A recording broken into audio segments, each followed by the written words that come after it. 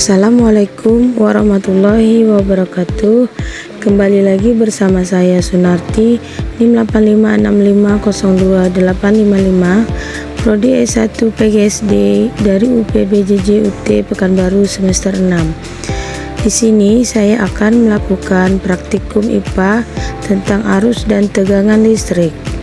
Alat dan bahan yang dibutuhkan adalah alat tulis, lembar pengamatan kabel penjepit 2 buah warna merah dan kuning, baterai AA 1,5 volt 3 buah, bola lampu 2,5 volt 3 buah, kemudian kawat besi, sendok perak, kawat tembaga, kertas plastik, karet penghapus, grafit atau mata pensil, kayu, air keran, dan air garam sebagai bahan yang akan diuji.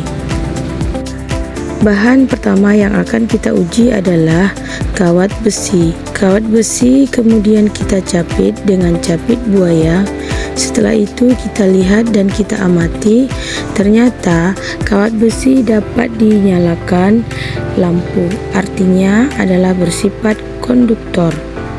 Yang kedua adalah kawat tembaga. Ternyata kawat tembaga juga dapat menyalakan lampu dan bersifat konduktor. Yang ketiga adalah sendok perak. Sendok perak kita capit dengan capit buaya. Ternyata sendok perak juga dapat menyalakan lampu dan bersifat konduktor. Yang keempat adalah kayu. Saat kayu diuji dan dicapit dengan capit buaya, ternyata tidak mampu menyalakan lampu. Artinya adalah kayu bersifat isolator atau tidak dapat menghantarkan listrik. Yang kelima adalah karet penghapus.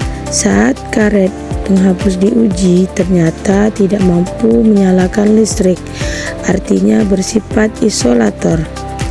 Yang keenam adalah grafit atau mata pensil. Grafit atau mata pensil dicapit dengan capit buaya, ternyata mampu menyalakan lampu, sehingga bersifat konduktor atau menghantarkan listrik. Yang ketujuh adalah kertas. Kertas dicapit dengan capit buaya, ternyata kertas tidak mampu menyalakan lampu, artinya bersifat isolator. Yang kedelapan ada tas plastik. Tas plastik pun sama seperti kertas, ternyata bersifat isolator atau tidak dapat menghantarkan listrik. Begitupun air keran. Air keran ternyata saat diuji tidak dapat menyalakan lampu, artinya bersifat isolator. Dan yang terakhir yang akan kita uji adalah air garam.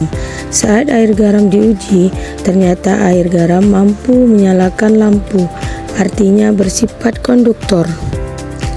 Selanjutnya adalah percobaan tegangan listrik.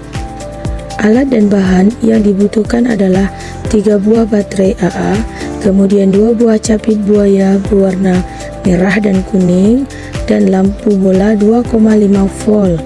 Pada percobaan pertama, di mana kedua buah kabel diletakkan pada kutub positif saja, artinya adalah tidak ada tegangan listrik, sehingga pada rangkaian tersebut lampu tidak akan menyala. Pada rangkaian kedua, saat kutub positif dan kutub negatif disambungkan, ternyata lampu dapat menyala dengan redup karena sumber tegangan yang dihasilkan oleh baterai AA yang hanya melihat kapasitas 1,5 volt, sedangkan lampu yang digunakan memiliki tegangan 2,5 volt. Hal ini berarti daya baterai kurang cukup untuk menyalakan lampu dengan kondisi yang terang. Pada rangkaian ketiga, baterai ditambahkan 1 buah, kemudian disusun secara seri. Ternyata lampu dapat menyala terang karena baterai dirangkai secara seri akan menghasilkan tegangan yang lebih besar menjadi 3 volt, sehingga cukup untuk menyalakan lampu sebesar 2,5 volt. Pada rangkaian ketiga ditambahkan lagi 1 baterai. Ternyata lampu menyala sangat terang karena 3 buah yang dirangkai secara seri menghasilkan tegangan yang lebih besar menjadi 4,5 volt, sehingga melebihi kapasitas yang dibutuhkan lampu agar menyala terang. Berikut adalah hasil pengamatan percobaan 1 dan percobaan yang kedua. Kesimpulannya adalah benda-benda yang dapat menghantarkan listrik disebut dengan konduktor, sedangkan benda yang tidak dapat menghantarkan listrik disebut dengan isolator.